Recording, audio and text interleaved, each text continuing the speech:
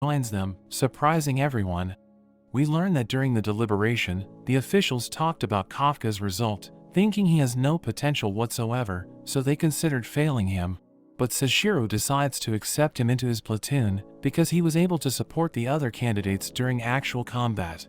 Mina explains that he isn't included in the ceremony because he's going to be enrolled as a cadet, but Kikoru is happy that he was able to enter the defense force. Mina is glad that they all volunteered for the defense force, but she explains that the kaiju are getting stronger, so she warns them that their missions are going to be dangerous. She's certain that there are going to be casualties, but she promises to do her best to help them, telling them to believe in her. Kafka tells her that he's going to be standing next to her, but everyone's shocked by his behavior, thinking he's insane.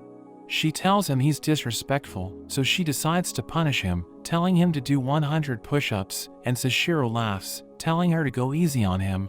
But she walks away, and Sashiro notes that she's smiling as Kafka starts doing the push-ups. Sashiro suspects that he's connected to the kaiju that was rated 9.8 because his vitals disappeared when it was detected. So Sashiro thinks he's hiding something, so he decides to monitor him.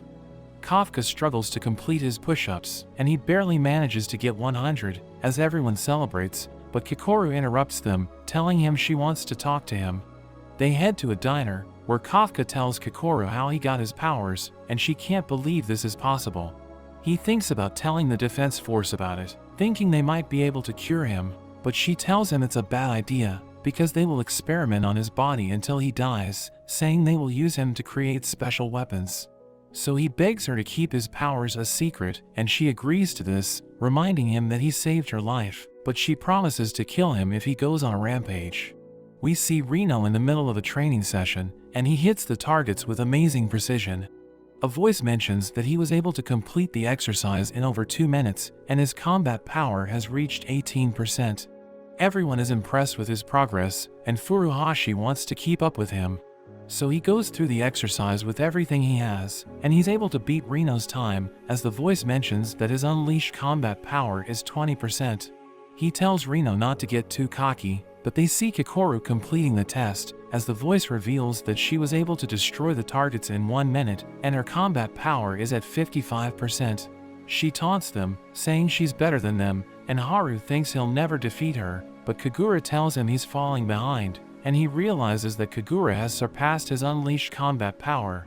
Everyone hears Kafka struggling, and we learn that he was able to destroy the targets in 6 minutes, but his combat power is still at 1%. He celebrates, telling Kikoru that he's no longer at 0%, but Sashiro tells him he's pathetic, warning him that he's going to get fired in 3 months. Sashiro orders everyone to run around the perimeter, and Konomi notes that they're competing with each other, so he thinks they're going to improve. Everyone takes a bath, and Kafka is exhausted, as Furuhashi boasts about his muscles, but Reno thinks he looks average, and he doesn't believe Reno, so they start arguing. Kafka tells them his muscles are bigger, but he loses control over his breathing, and his belly sticks out, so Furuhashi laughs at him. Kagura joins them, and they see that he looks totally shredded, so they hide in the water, realizing they're no match for him. We cut to Kikoru, as she sees Mina in the laundry area, thinking she looks amazing, and Kikoru wonders why her combat power is off the charts. So she asks Mina about her training, and she tells Kikoru to stand next to her, saying she will teach her the basics. We return to Kafka, as he hears the others talking about Mina, saying she inspired them to join the defense force. Reno thinks she's like a superhero, but Kafka tells them she's his childhood friend, and they're surprised to hear this, so they ask him to share his story. They continue training together, as Kafka struggles to keep up with the others, and one evening, we see Kafka staying up late, thinking he needs to study harder. Sashiro joins him, telling him to go to sleep, but he explains that he doesn't want to get fired, and Sashiro knows that he's doing this for Mina, because he heard them talking in the bath. Kafka admits that he promised to fight by her side, but Sashiro explains that he's the vice captain, so Kafka needs to steal his spot to achieve his goal. Sashiro tells him he'll never become the vice captain, and warns him not to get too attached with the other officers, because they could end up dying during their missions.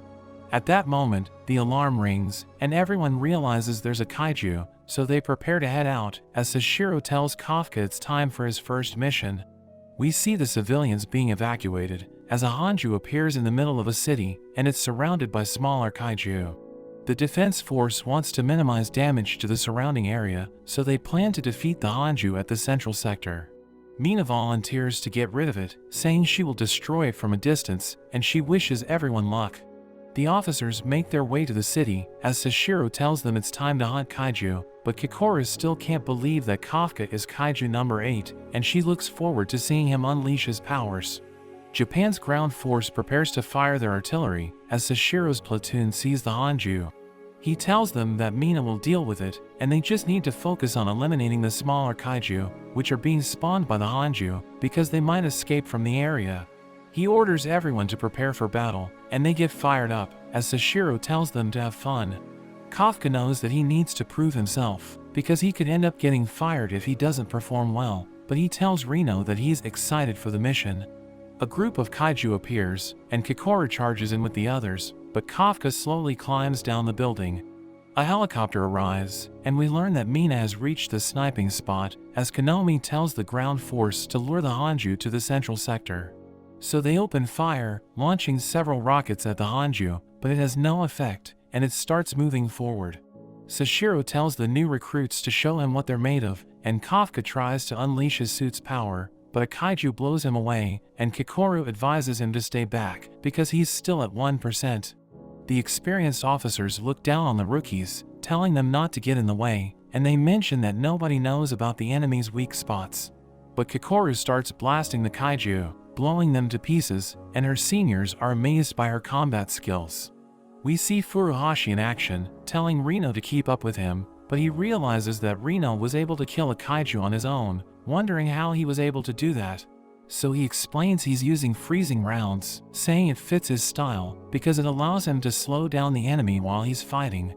The seniors are impressed with the new recruits, because they're eliminating the kaiju by themselves, and the platoon leader Nakano explains that the batch is filled with talented members.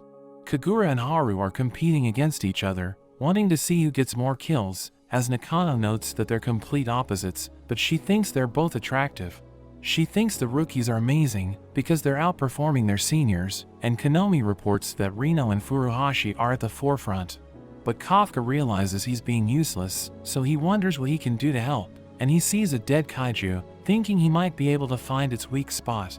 So he starts dissecting it, realizing that the core isn't where it's supposed to be, and he sees it at the base of the neck, so he reports this to Sashiro, advising the officers to hit them from the side.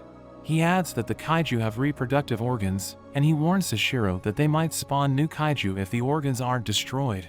Sashiro thanks him for the information.